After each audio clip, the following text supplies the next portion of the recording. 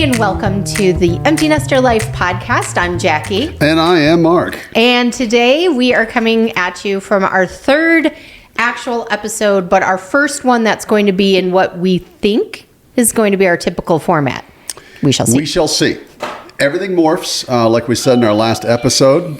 Even our dog morphs a little bit. Now, so what we have is we have a little bell that Zoe can push with her nose or her paw, and that lets us know that she wants to go outside, but we're going to ignore her. We're going to try to ignore her. We may have to hit pause here for a second, let her out, and come back in. Zoe, come here. Come on.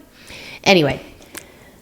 So, well, here's our format, is that we do an intro and tell you a brief mention of the episode. Okay. And we're back from that commercial break. We are back.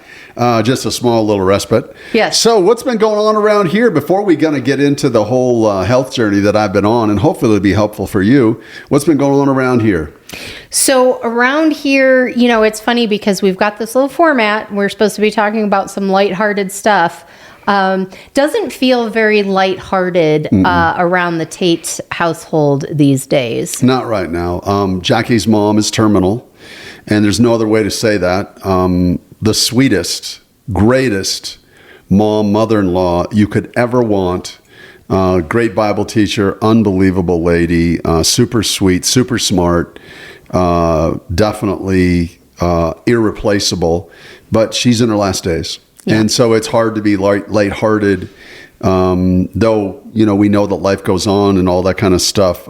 We are, you know, already in the process of grieving her, you know? That's very well said, and thank you, because I'm not sure I could have said that without crying. Yeah. So, well, you're very close with mom. So I am very close to my mom, and she's a great lady. So she's going to be missed. Yep. You know, anything lighthearted. Well, as you saw, our dog is the one who provides a little bit of that relief, and we have actually turned her. She is now officially a support dog. We've had her with us for quite a few of our outings with my mom, and she actually, well, she's a little amazing. So we'll just leave it at that. She's very comforting, I will tell you that. She is, but she lightens the room.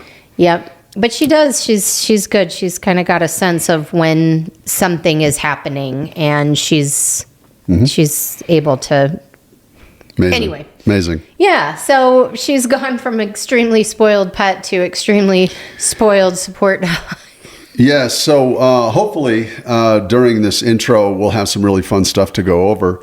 But we just feel like it's just one of those times in our life. It's just a season where we're going to have a real difficult time, and we know where she's going, and she knows where she's going.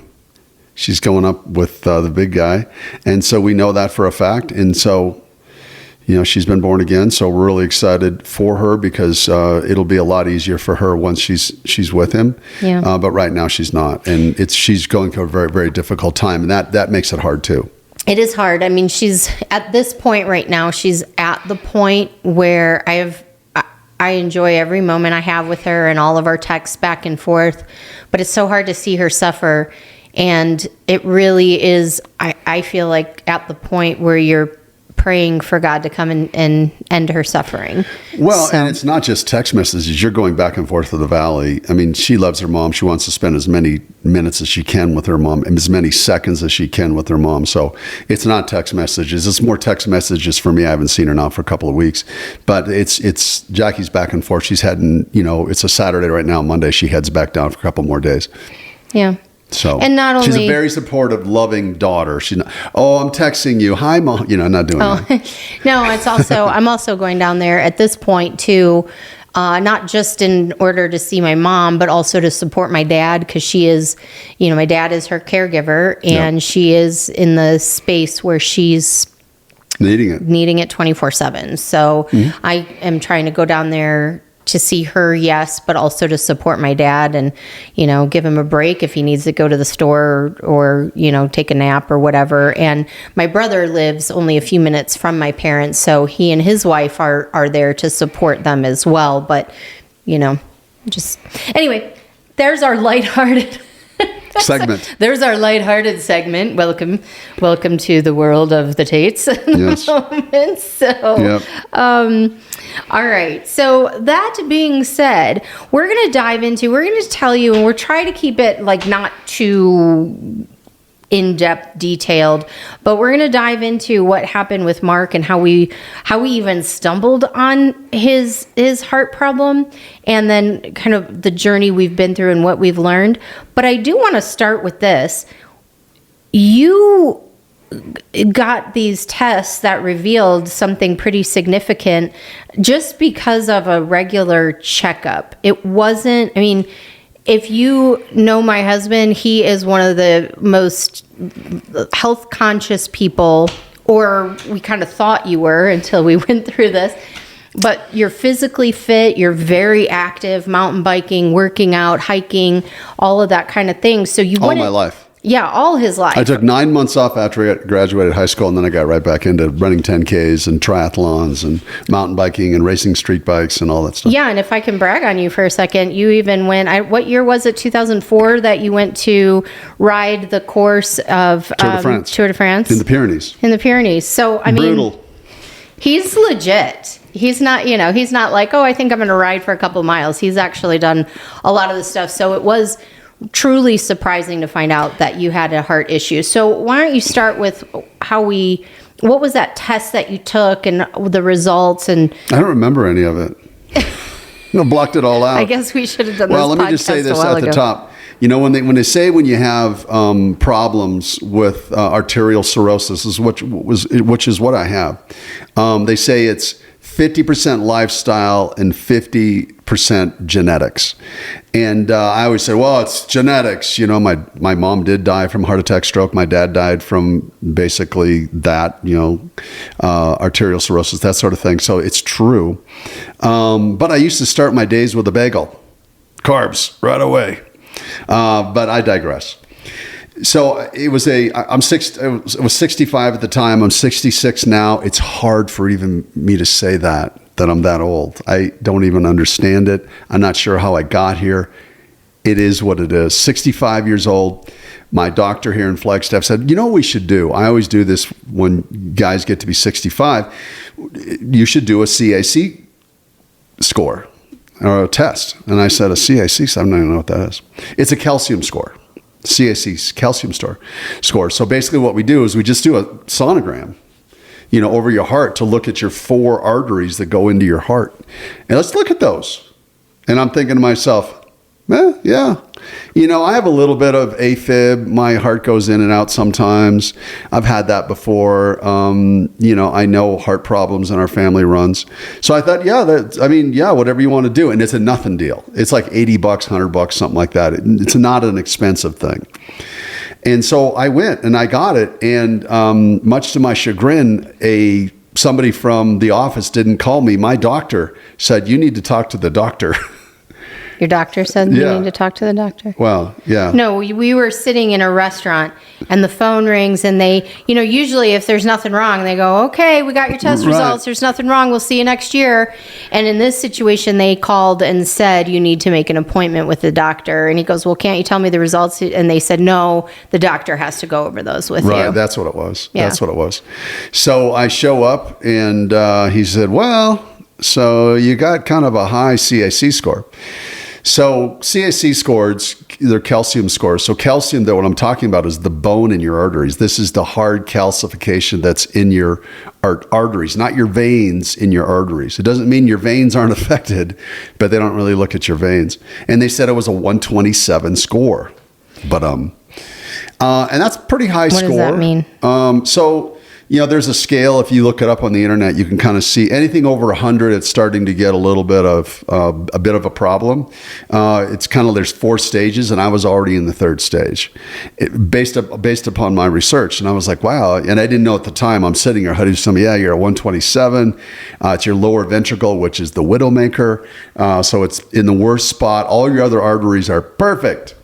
Now here's, like, great. So the one where it blocks, you die. And he goes, yep, that's the one. That's where you got all your calcium. I was shocked. Yeah. It was fairly, well, I was shocked too. And then what happened from there is that we found out that, I just want to say this, is that test led to getting more tests, which led to getting more tests, which led to getting more tests. And when we started this journey, that's what we thought, is that he had this issue with what you call the widowmaker. And in the end, we end up finding that his left carotid artery is completely blocked. So how did you get from that point of the journey to the new point of the journey? Well, I mean, I actually came up with that idea. So he said, let's look at it in 6 months. And I said, okay, bueno.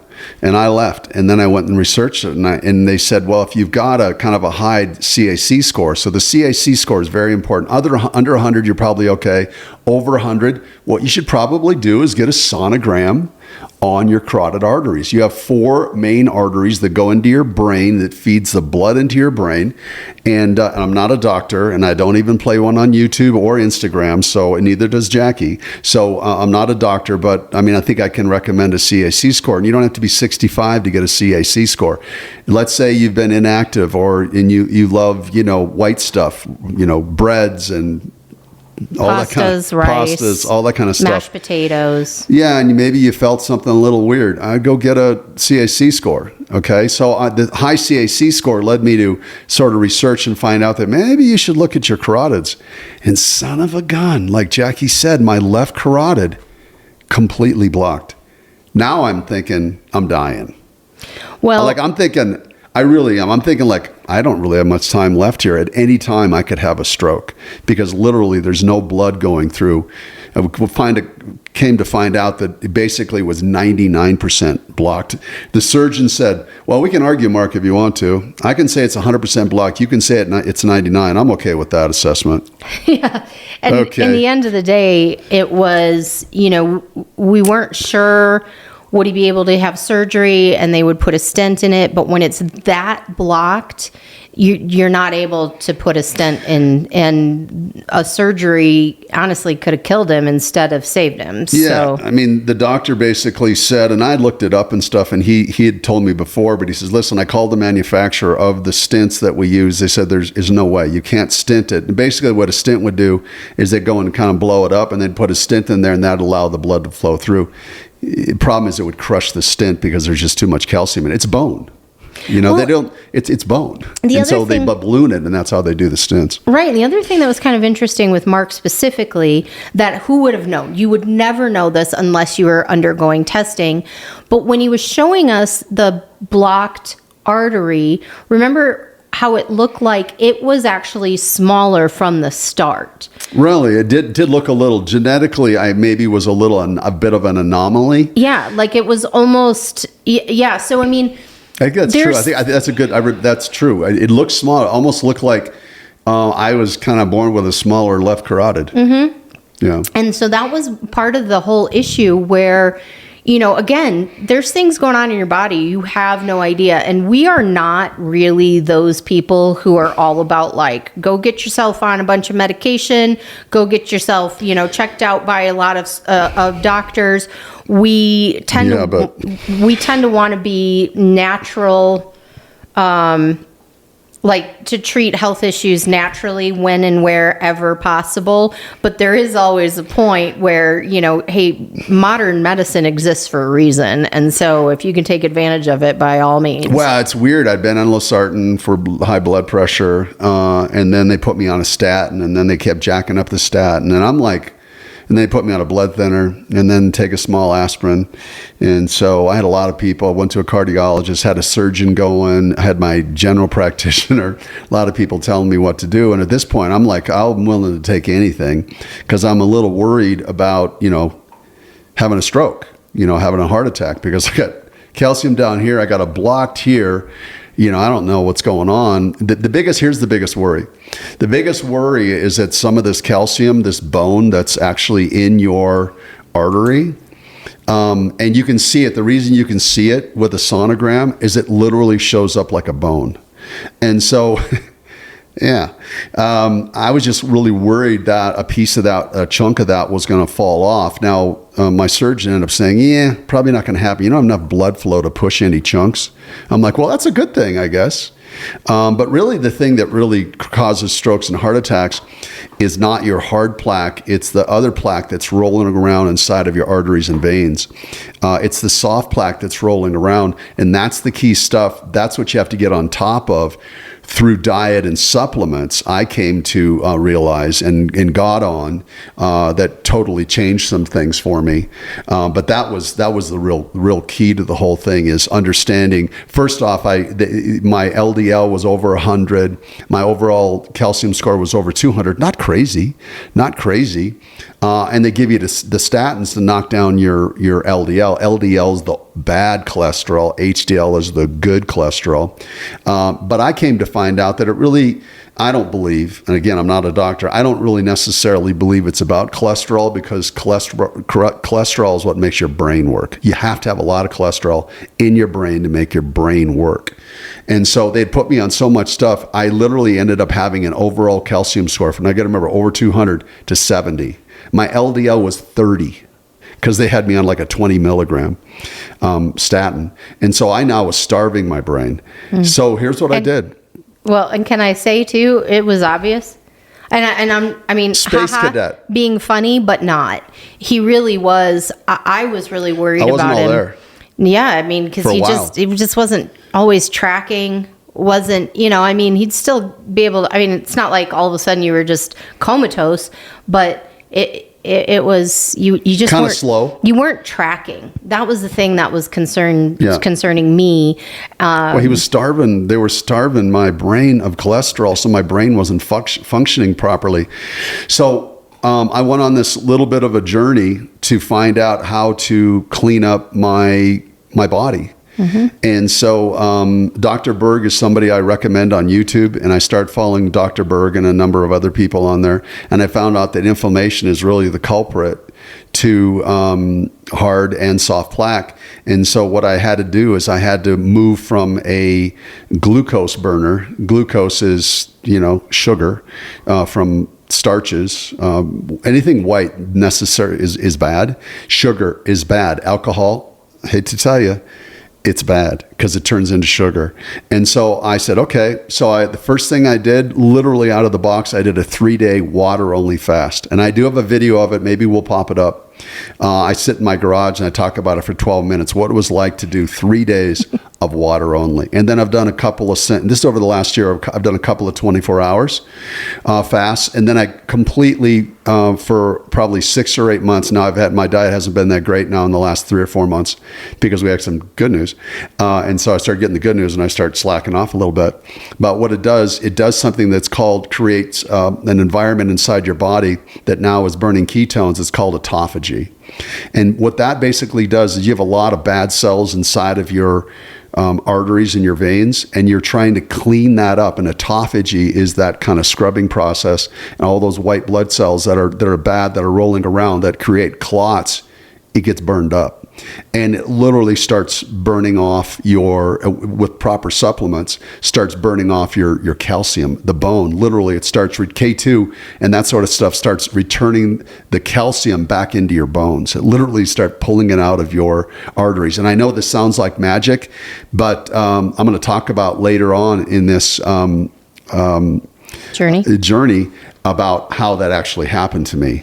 Well, and I want to say this. I want to hit pause on your message really quick just to say, again, this is what we've learned based on a lot of research and actually living it. So this is his experience, our experience, but we have no idea if that's going to be your experience. Like, we don't know. We're not, again, one more time for the cheap seats in the back, we're not doctors.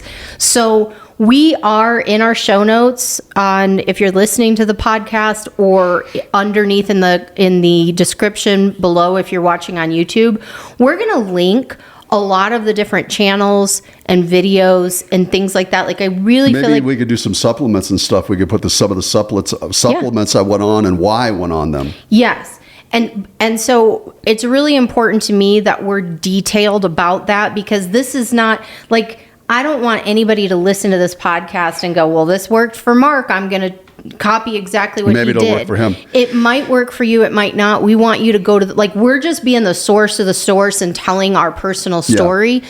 We want you to do the same research. We'll give you the people that we link to, or who we learned from. We'll link to them so that you can do your own research. Because the other thing is different body types have different reactions and responses. Like, not all body types can do a 3-day water fast. Not all. That's a really good point. Right. And not all illnesses would actually be benefited by a 3-day water fast. In fact, one of the videos I watched said, here's 8 people that if you have these health issues, you should not do a water fast only. So I think it's just really important to know. I just wanted to step in and say, like, hold on, like, just please, we are telling you, and Mark sounds super smart when he's talking about this stuff, and I'm like, but at the end of the day, like, this is just, we're real estate agents. We learned this stuff from our research, and we're just sharing with you our experience. Yeah, but it is sort of, it's practical,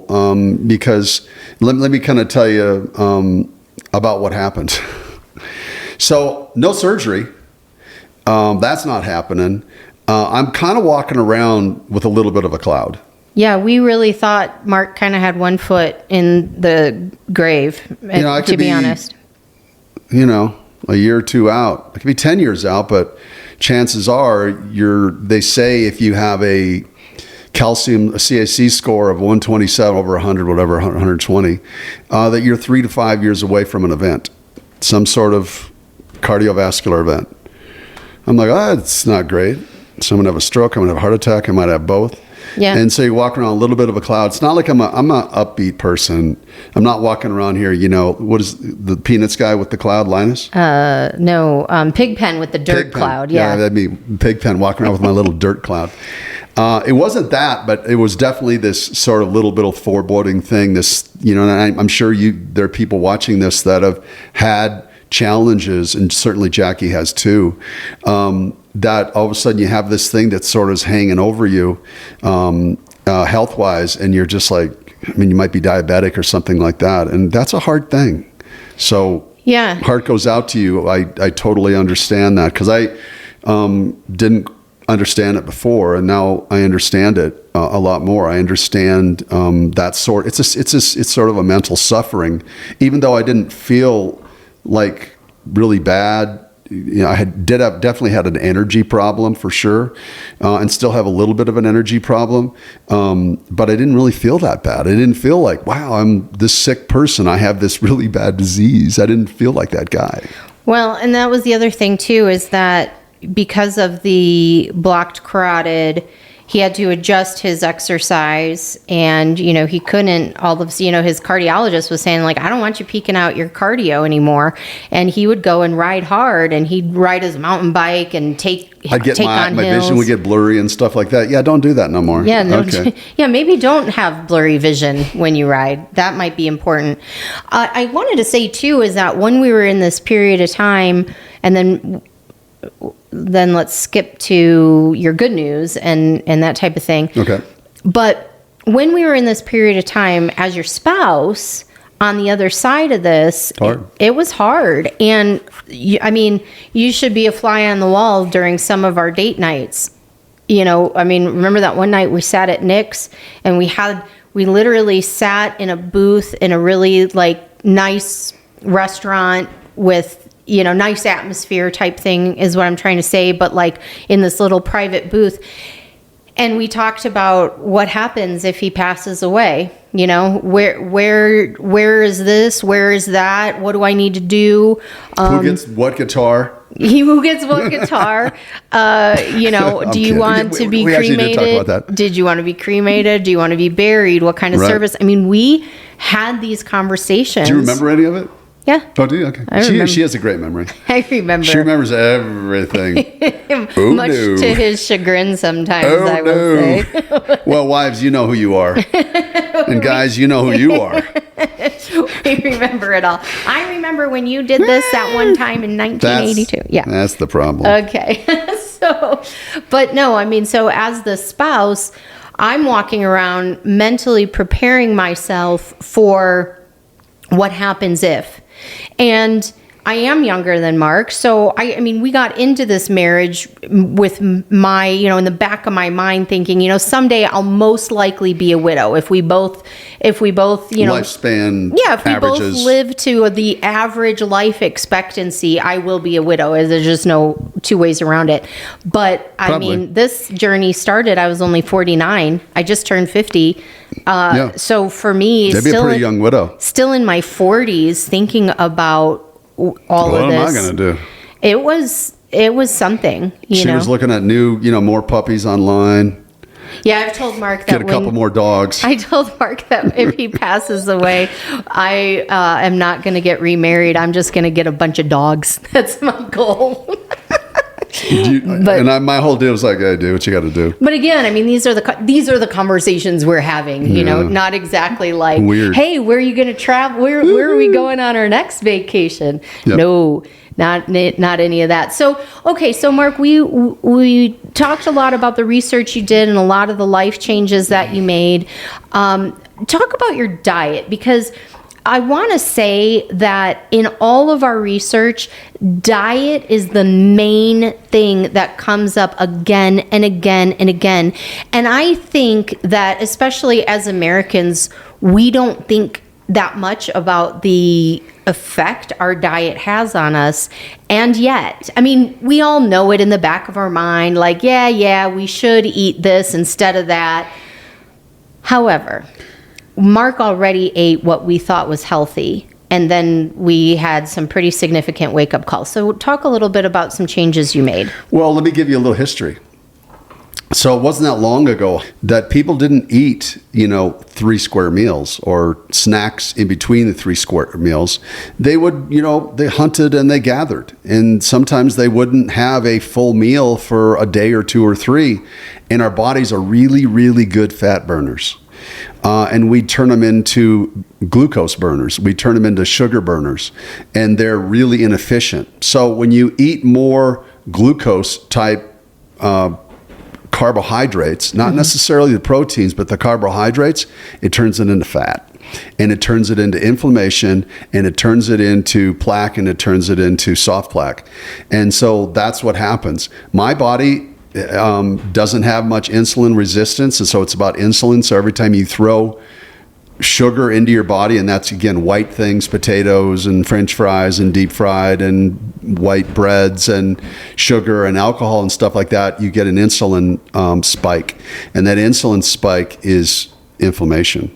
And so it's a really big thing. So I changed everything. I haven't had a bagel for a year.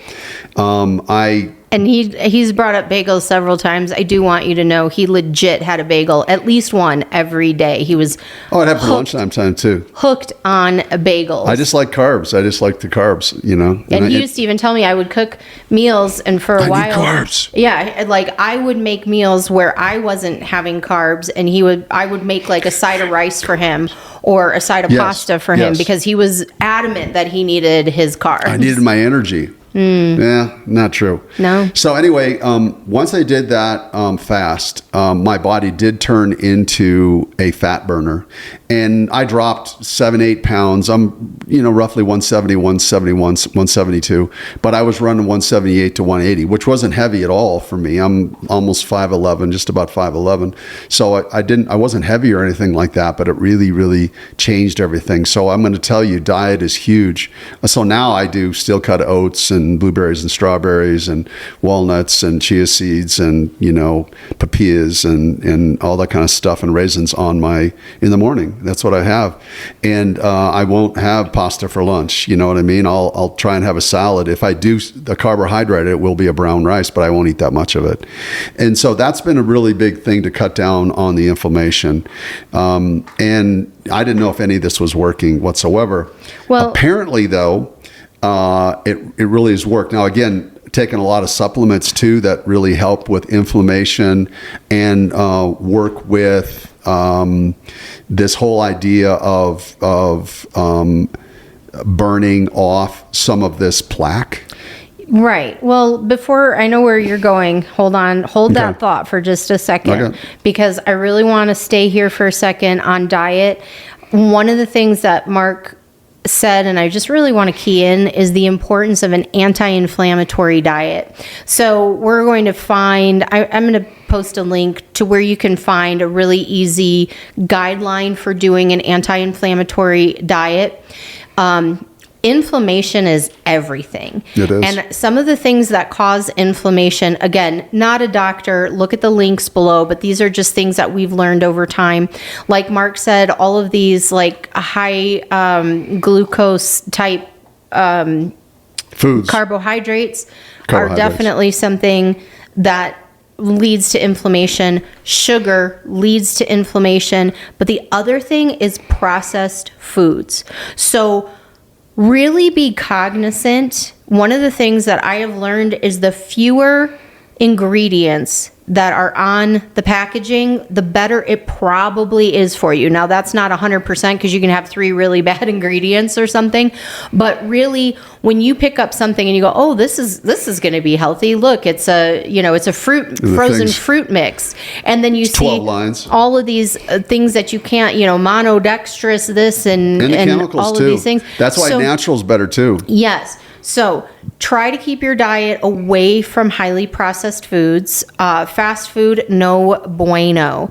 The other thing French is fries, forget about it. Seed oils. Seed oils are awful for you. So really start to be cognizant about seed oils, about sugars, about processing. And if you see an ingredient list that you can't pronounce half the words in there, like, don't eat that. That just, nope, stay away from that. Well, and you've heard this stuff before. So this might just be, a refresher course. You may have heard all this before because we've all heard about the chemicals, and that's why the government now is going after some of that stuff, maybe to get some of that red dye out of our food and that sort of thing. They don't even allow it in Europe. So hopefully, just the food sources now that are being supplied here in America specifically is going to get cleaned up. Well, hopefully, but she's right. Those are all really, really super great tips. So, and here's why I really wanted to point that out before we tell them what's next, because the point I want to make here is that Mark changed his diet. I mean, it wasn't like, oh, we got to really work on it, and then he'd like go 3-4 days and not eat anything and then just gorge out on mashed potatoes. Mark, I will give him so much credit because when he sets his mind to something, he does it.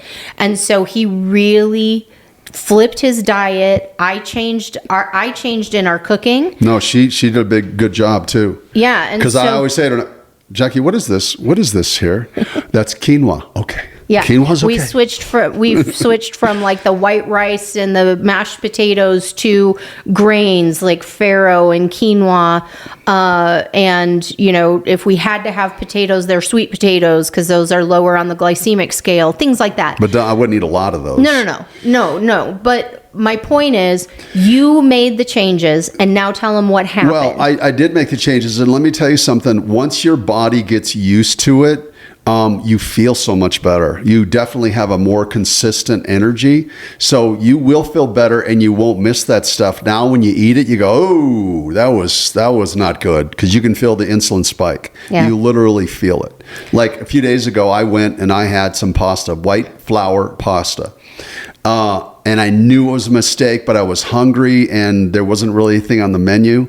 There probably was, but whatever. And I ate it and I just There's always something. I'm going to have to reset now. I'm going to have to get super strict on myself.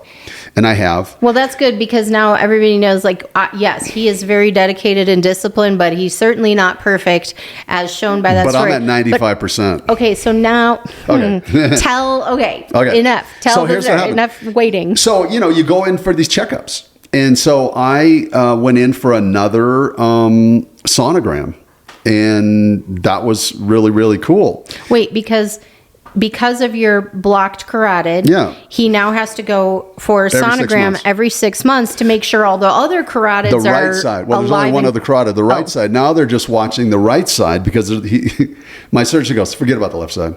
It's done. It's over. We're not going to talk about it. Okay. Yeah. But we're going to watch this right side. Okay, let's do that.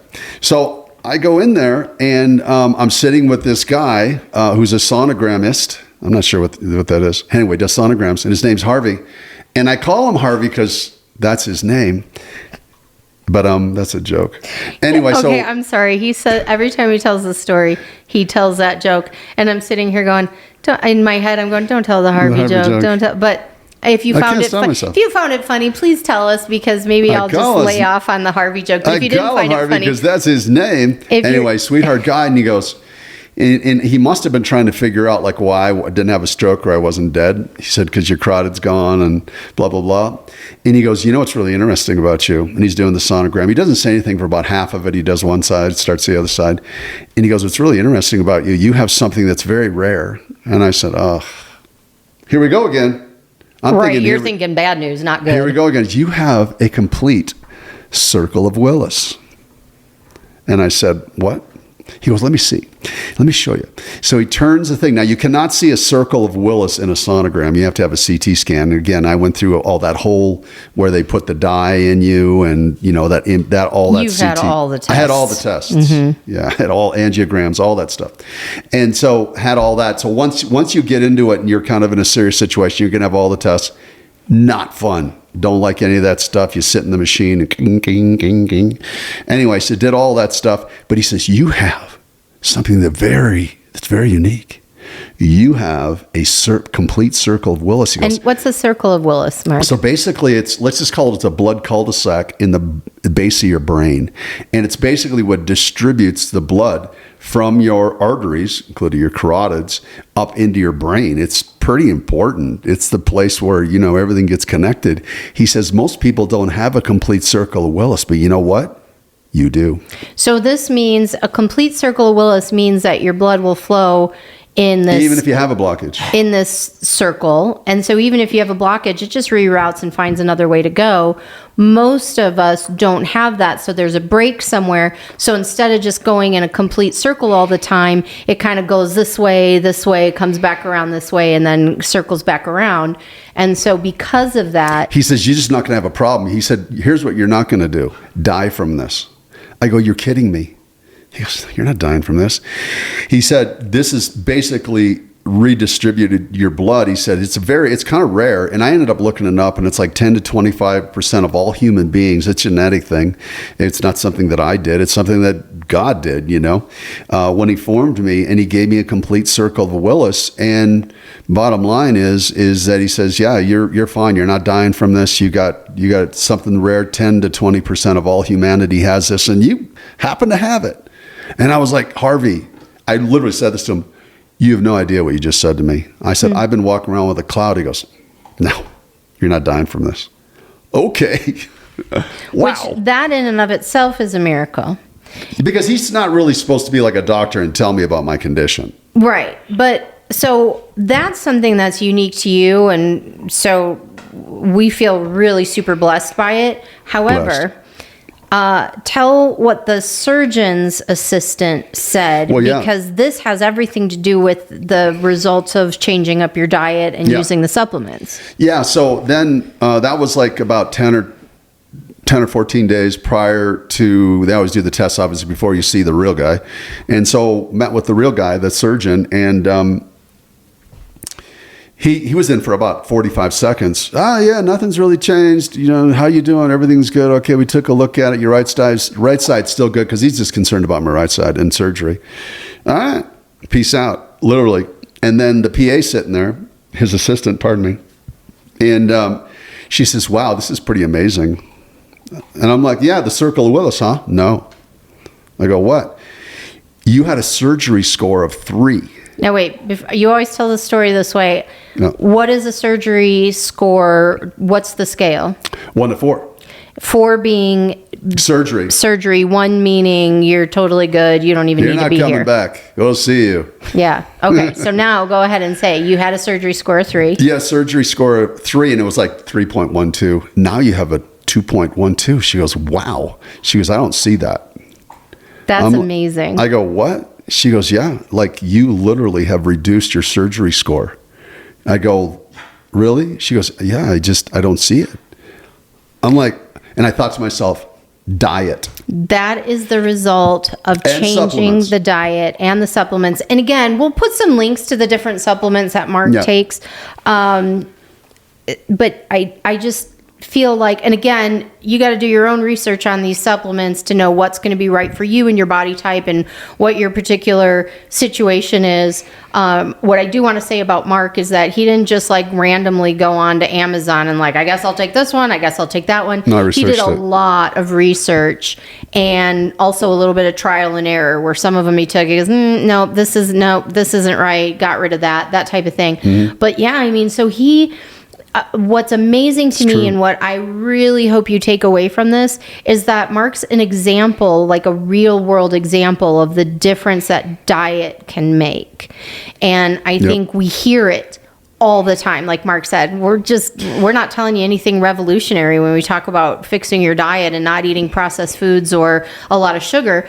However, we hear it, but it goes in one ear and out the other because it's also a little more inconvenient to eat healthy than it is to eat unhealthy. It's way more inconvenient to go, okay, I'm going to go home and make myself a breaded chicken, or whatever. No, you don't want the breaded chicken. Yeah, that's what I'm saying. I mean, it's real easy to do that whole fast food thing, pulling the canes. Right, that's what I'm saying. Yeah. It's way easier to go through the McDonald's drive-thru and pick something up than it is to come home and make sure you have the fresh ingredients and make yourself, but it's life-saving, and this is evidence. So that's why, we just felt so compelled to share this, and I give Mark a lot of credit because, like Mark alluded to my health stuff. I'm like, no, this ain't about me. I ain't talking about my health stuff on the internet. But he's talking about his health stuff because he knows it can help somebody who might be listening. And so we're really passionate about that. Yeah, it's an uncomfortable thing to talk about. Age is a hard thing to talk about. Not being Superman is a hard thing not to talk about. Not that I was ever Superman, but, definitely one of the fitter people that I knew. Literally, I have quite a few friends, and, one of the fittest guys and, healthy guys. And I was suddenly not the healthy guy. Well, yeah, I wasn't the healthy guy anymore. And his friends were all like, when he would tell them what was going on, they went out and had CSC scores done. So Mark's been, and I actually have some friends too who have gone out and gotten scans and tests and things because we hear your story and nobody can believe that he was that guy. Can I take the temperature down a little bit though? Sure. So I'm going to take the temperature down a little bit on these CAC scores. Almost everybody's going to have some plaque. So I don't want you to go and get a CAC score and go, oh, I have plaque. You're going to accumulate plaque all your life, basically. Now, this is stuff that I've researched and read. Now, maybe this is a fallacy. Maybe it's like, if we have really clean diets and we don't have inflammation, I don't know how you have never any inflammation. But I feel like, plaque is probably a fact of life to a certain extent, but it doesn't have to be the thing that kind of takes you out, because heart attacks are so prevalent, strokes are so prevalent, and the biggest problem is from diet. It's our arteries get plugged up, and they don't get plugged up by not eating anything. They don't. They get plugged up through food choices. None of my doctors mentioned diet to me. I saw 3 of them. Yep. None of them mentioned diet. Mark, it's inflammation. You've got to cut down. You've got to change how you got to get these carbohydrates out of your body. They never mentioned that. None of them. So what they did is they went directly to pharmaceuticals. And I'm not saying pharmaceuticals don't help people. I'm not saying that at all. I'm just saying there is alternative medicines. And I think that alternative medicine is through supplements, natural supplements, and diet. Yes, that's boom. Chocolate. Let's do the fist on that one. That's a good baby.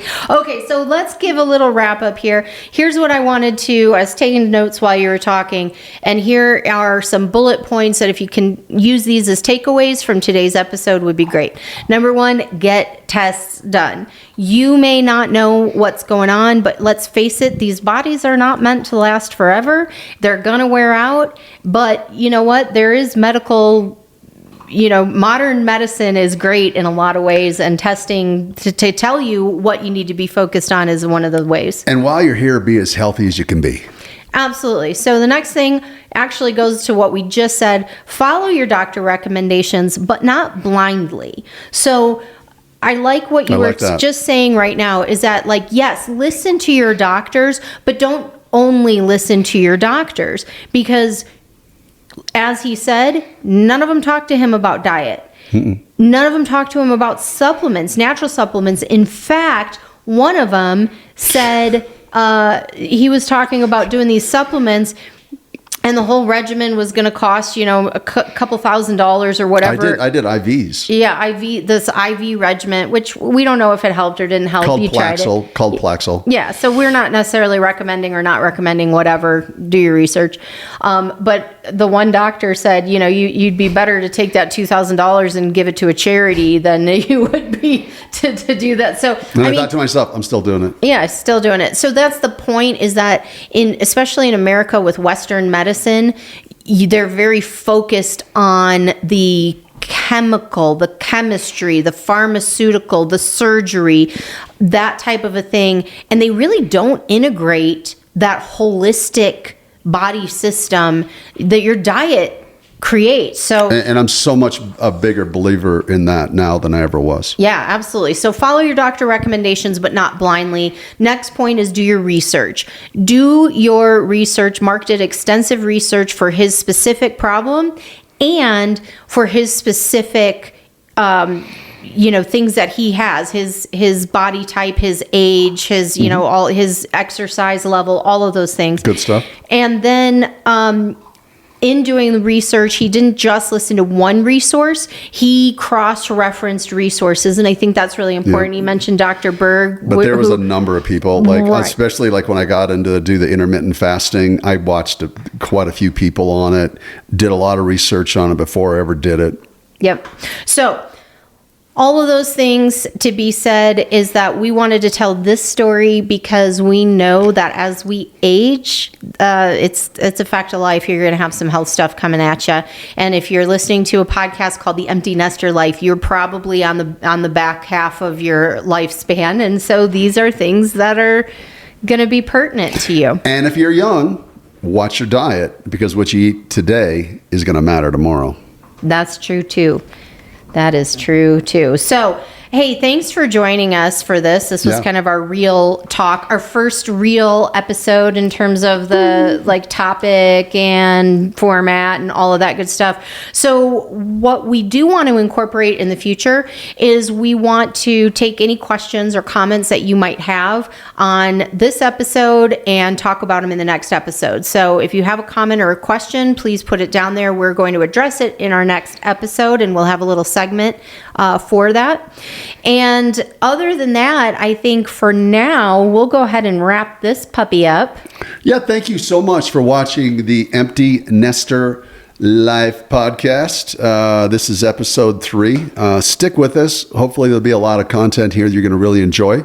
But I'm Mark. And I'm Jackie. Peace out. We're not going to hear anything from her. Yeah. No. So we're going to give her this little bony. Yeah, the little bone right there. And we won't hear anything from her for a couple hours. I'm going to take maybe the rest of the night she'll be chewing on that bone. I'll take her on her bed. Here you go. Oh, there's your bony. And she'll just sit over on that bed now, and she will chew on that bone. Well, she's a dog. She loves bones. She should chew on the bone.